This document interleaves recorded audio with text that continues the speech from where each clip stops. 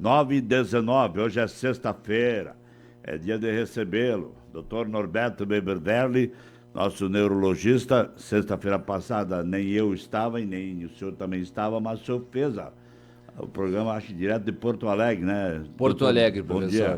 dia. Bom dia a todos os nossos ouvintes, bom dia à comunidade da rádio aqui, toda a nossa sociedade que nos ouve.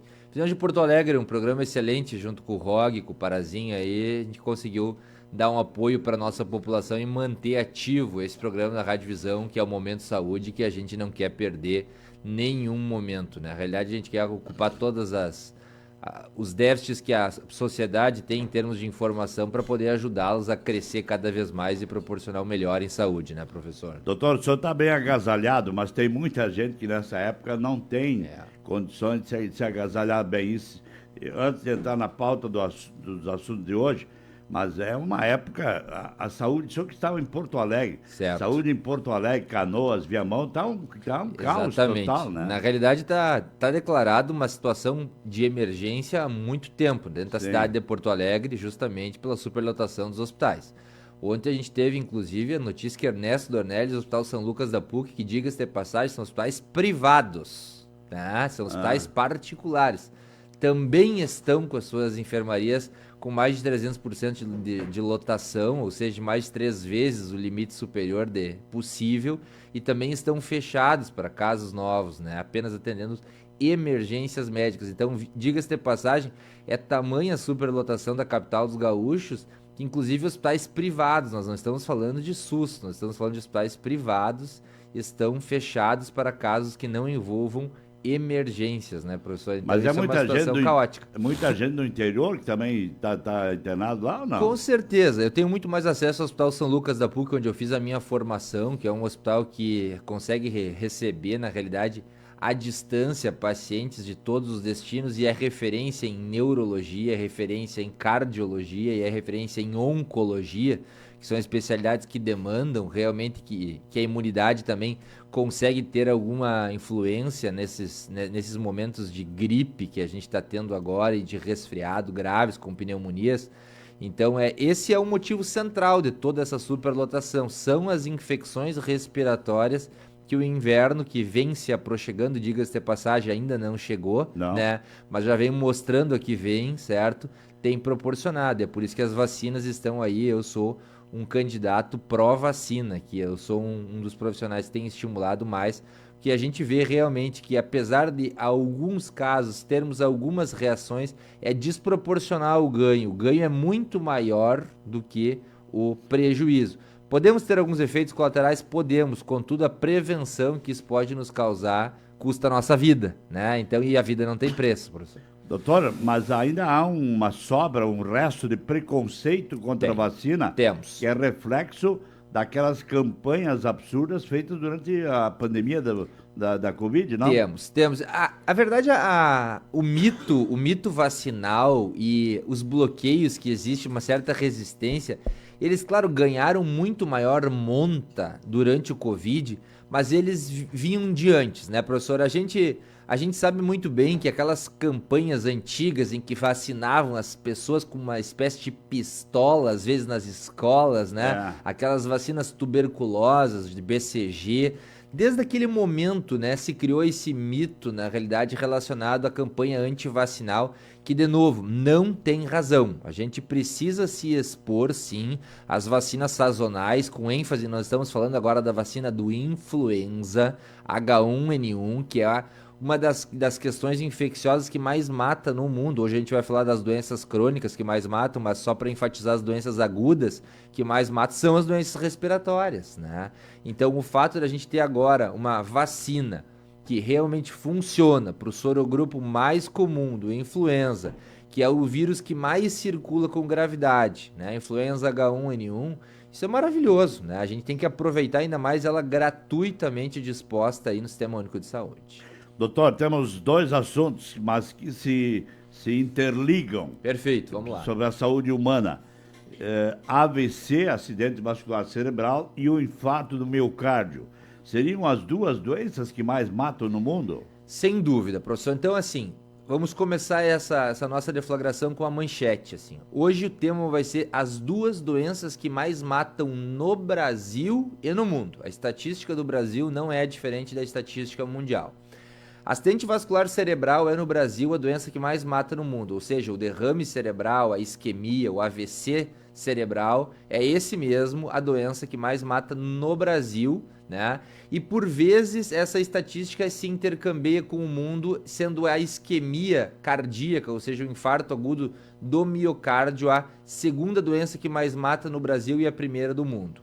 Juntando as duas, são as doenças que mais matam no mundo a população geral e que preenchem atestados e certidões repetidamente de óbito por aí, tá? Então, são doenças, diga-se de passagem, crônicas, né? São doenças preveníveis e são doenças que, sim, aumentam o seu risco com a idade, contudo, há um potencial de prevenção enorme. É por isso que a gente está aqui hoje para alertar a população o que a gente pode fazer de diferente para que isso realmente não tenha as consequências que a gente não quer. Então, a primeira situação é que elas compartilham, professor, os fatores de risco. Ou seja, o que é causa ou causalidade para uma é para outra também. Fatores de risco centrais e principais: hipertensão arterial, ou seja, pressão alta é o principal risco de AVC, é o principal risco de infarto do coração, certo? E quando a gente diz sobre pressão alta, as pessoas ainda consideram aquele vão móvel 14/9, acima de 14/9, não. A gente já sabe que a cifra tensional limite é 13/8, esse já foi um dos temas do Rádio Visão um tempo atrás, que isso já mudou. Então, toda vez que a gente tem uma cifra pressórica acima de 130/80 ou de 13/8, a gente está falando de um risco adicional de AVC e infarto. Segundo as causas mais comuns, diabetes. Diabetes é uma das causas mais comuns tanto de AVC quanto de infarto agudo do miocárdio, que é, de novo, né, a segunda doença que mais mata. Verdade. Diabetes é realmente um dos fatores de risco maiores. Terceiro e não menos importante, obesidade. Tá? A obesidade proporciona, então, uma resistência à insulina, aumenta a glicose. Em segundo, tem uma capacidade tão grande de proporcionar resistência ao fluxo de ar, proporcionando a apneia obstrutiva do sono. Tem uma condição ainda maior de, junto com os outros fatores de risco, proporcionar o processo de aterosclerose. A aterosclerose é o acúmulo de sujeiras, de gorduras dentro das nossas artérias, a tal ponto de essas placas de gordura conseguirem obstruir o fluxo de sangue arterial e entupir os nossos vasos. Então, se a gente tiver esses 3 fatores de risco bem na mão aqui, ó, diabetes, pressão e sobrepeso ou obesidade, nós temos muito mais do que 50% dessas doenças dominadas. Ou seja, se eu fizer exames de rotina repetidamente, saber que o meu nível de glicose está normal, se eu medir a minha pressão arterial de rotina e a minha pressão estiver normal, e eu subir na minha balança de casa, né, e eu perceber que o meu peso está normal, o que é um peso normal? É um peso que não ultrapassa 25 de IMC. Como é que eu calculo o IMC? É bem fácil, a gente já falou sobre programas anteriores isso. A gente multiplica a nossa altura em metros, né, por a nossa altura em metros, ou seja, quem mede 1,70, 1,7 vezes 1,7, né? E aí o que a gente faz com isso? A gente pega o nosso peso e divide por esse valor de 1,7 vezes 1,7, a gente vai ter um número, né? A gente não pode passar de 25. Toda vez que a gente passar de 25, quer dizer, temos que diminuir o nosso peso. Doutor, mas as 3 doenças que o senhor citou...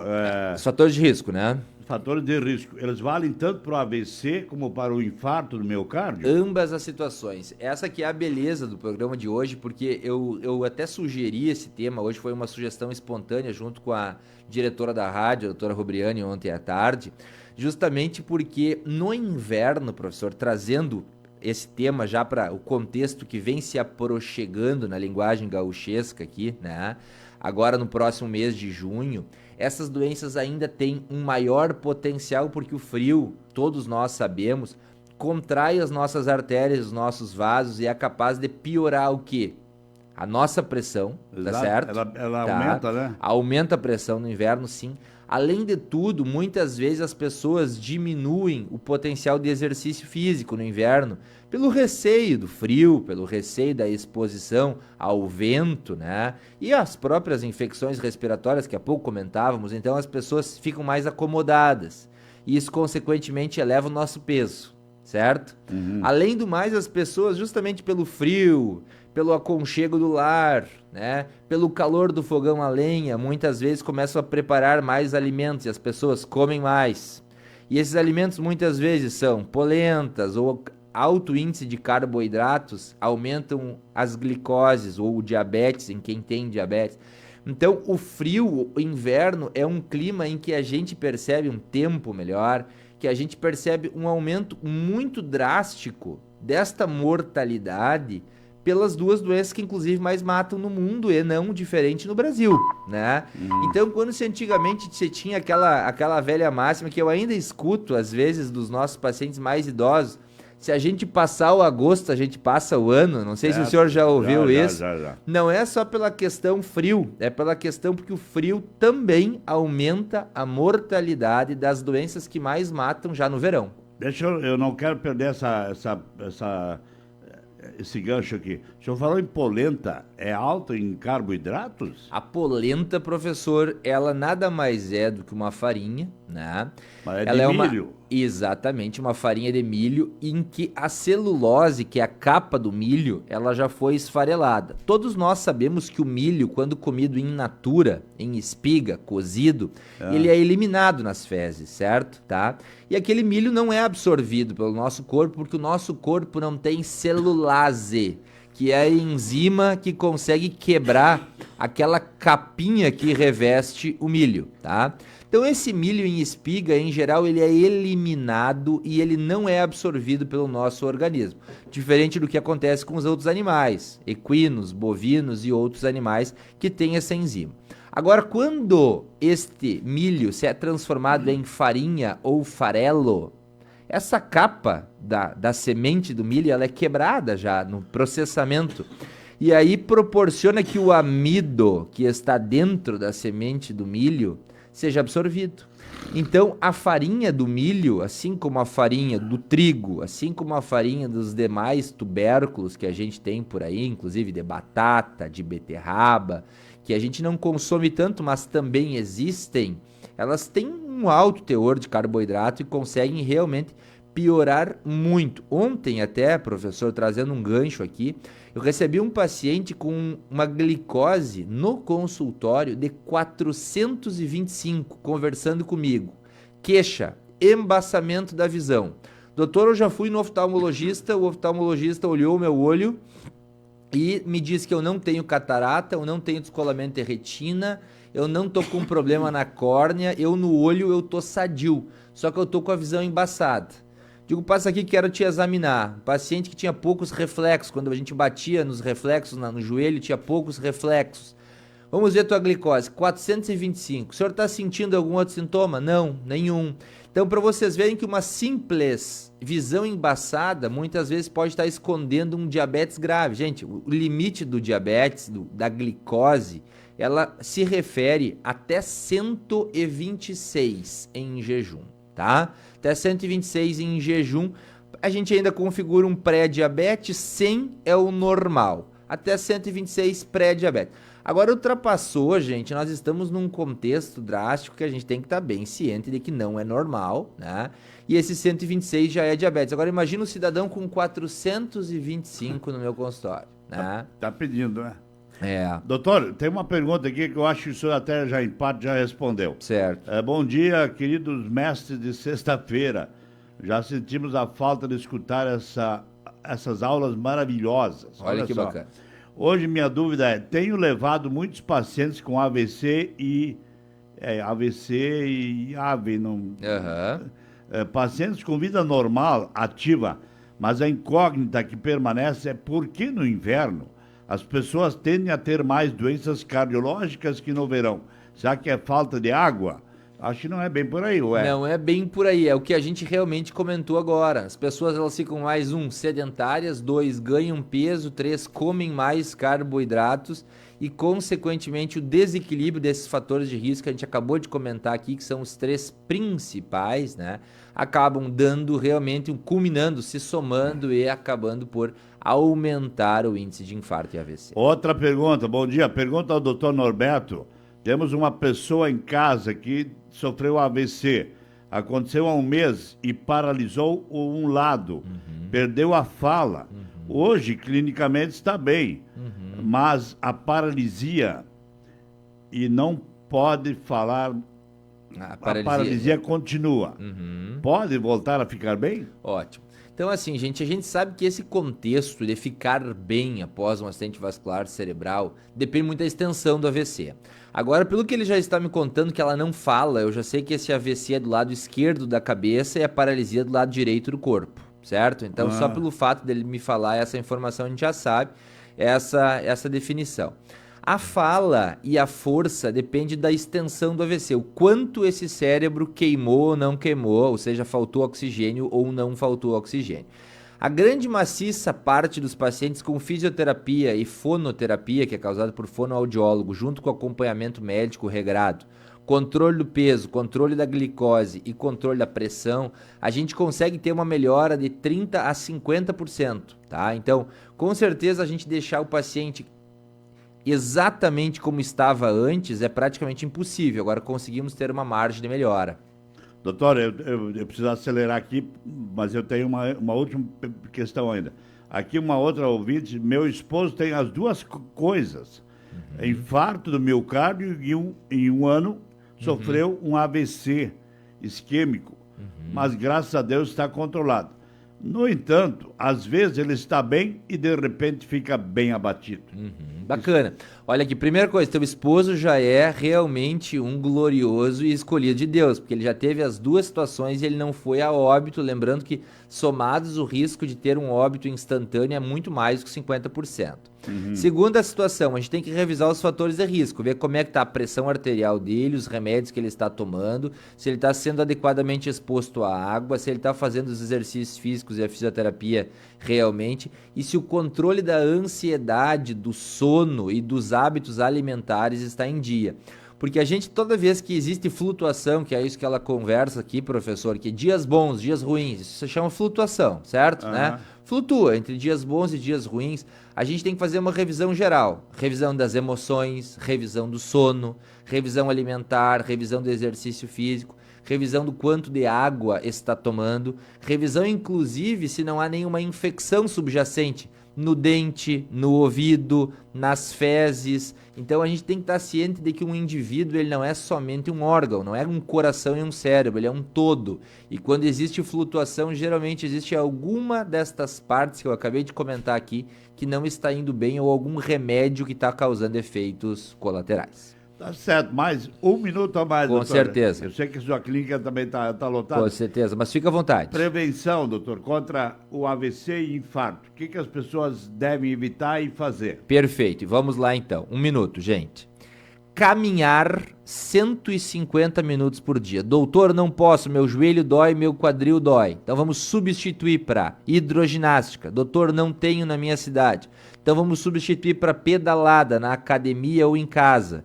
Hoje a gente já tem dispositivos que a gente consegue pedalar no nosso sofá, sentado no nosso sofá, não tem que mais pedalar em cima de uma bicicleta dura, em que a coluna fique ruim. Segundo, precisamos cuidar com alimentos ricos em carboidrato. Que alimentos são esses, doutor? Pode me dar algumas dicas? Com certeza.